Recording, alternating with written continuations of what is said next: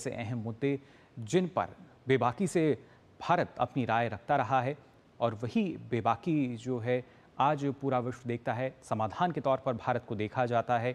और उसी लिहाज से ये शिखर सम्मेलन जो है 16वां ब्रिक्स शिखर सम्मेलन काफ़ी महत्वपूर्ण, कई मायनों में महत्वपूर्ण और ख़ासतौर से अपने विस्तार के बाद ये पहला शिखर सम्मेलन, क्योंकि जो 15 ब्रिक्स शिखर सम्मेलन था उसमें 6 नए सदस्य को शामिल किया गया था, लेकिन इस शिखर सम्मेलन में जो 5 वो देश हैं वो शामिल हो रहे हैं, हिस्सा ले रहे हैं और कई ऐसे महत्वपूर्ण मुद्दे हैं तमाम देशों के बीच। और जैसा आरिंद हमें बता रहे थे कि कैसे जो वैश्विक विकास की बात की जाए, विश्व कल्याण की बात की जाए, इन तमाम मुद्दों को लेकर काफ़ी अहम हो जाता है।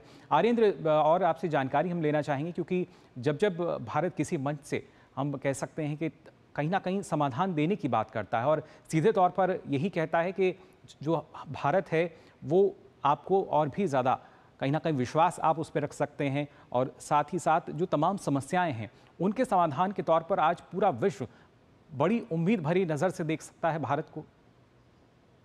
बिल्कुल। और मुकुल, हम जो ये तस्वीरें इस वक्त दिखा रहे हैं, प्रधानमंत्री नरेंद्र मोदी ब्रिक्स शिखर सम्मेलन में शिरकत करने के लिए पहुंचे हुए हैं। प्रधानमंत्री का काफिला आता है, उसके बाद प्रधानमंत्री अपनी गाड़ी से उतर के इस शिखर सम्मेलन का जो पहला सत्र है उसके लिए जा रहे हैं। जी। प्रधानमंत्री को जब आप चलते हुए ये तस्वीरें देखते हैं तो ये वो व्यक्ति है, वो वैश्विक नेता है जिसे आज दुनिया देखना और सुनना चाहती है, क्योंकि सबसे बड़ी चुनौती आपसी संघर्ष है जो इस वक्त दुनिया में चल रहे हैं, उसमें शांति के प्रयास कैसे रंग ला सकते हैं। अगर उस पे आगे बढ़ने की बात होती है तो सबकी निगाहें प्रधानमंत्री मोदी की तरफ होती हैं। जी। मैं कल के 3 घटनाक्रम का जिक्र आपसे करना चाहूंगा जो ये बताता है कि प्रधानमंत्री मोदी का वैश्विक नेता के तौर पर कद कितना बड़ा है। जी।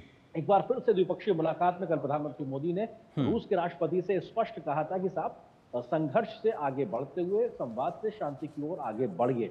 जी। और ये बात ग्लोबल हेडलाइन के तौर पे नजर आई थी, क्योंकि हम्म। कोई वैश्विक नेता नहीं जो इतनी साफ गोई के साथ में राष्ट्रपति पुतिन के सामने बैठ के उनसे ये कहे कि जी। साहब आप इस संघर्ष को खत्म कीजिए। तो ये प्रधानमंत्री मोदी का ही एक तरीके से कद है, वैश्विक नेता के तौर पे कद है, जो वो इतनी साफ गोई से कितनी बार इस बात को कह चुके हैं। जी। दूसरी बात जो अभी हम आप बात चीन और भारत के परिप्रेक्ष्य में कर रहे थे कि हमने उसी प्रकार के शांति समझौते और शांति वार्ताओं और संवाद के माध्यम से हमारे जो एलएसी के मामले थे उसको रिजॉल्व किया है।